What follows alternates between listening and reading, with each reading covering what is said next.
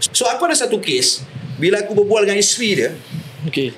alah bang, dia tak nak berhenti lah bang, lantak dia lah. Aku jadi jam aku lah.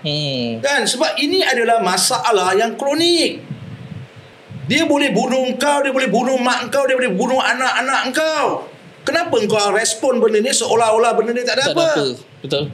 Kan? So kita nak bagi tahu kepada masyarakat, kita nak diorang ni ambil serius, ambil berat. Kau tahu tak hari ni berapa banyak dah penagih dadah jenis syabu ni dah bunuh orang-orang dalam rumah dia sendiri.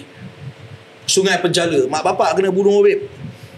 Dia keluar, mak bapak dia jamin dia keluar, balik-balik tak dan berapa lama kena bunuh, babe, mak bapak dia dalam rumah. So ini serius tau. Jadi aku tengok pada masyarakat kita kat luar sana lah kan, diorang ambil benda ni macam satu perkara yang tak serius. Dia seolah-olah isap dadah ni macam main nombor ekor. Dia ambil benda tu, nombor ekor tu pun dah serius, itu pun dia tak pandang serius kan. Jadi masalah dadah ni kita nak bagi tahu dia, kau kena datang. Kalau kau tak tahu nak buat keputusan, nak buat decision, kau datanglah jumpa kita orang. Recom ni ada, Recom boleh bantu.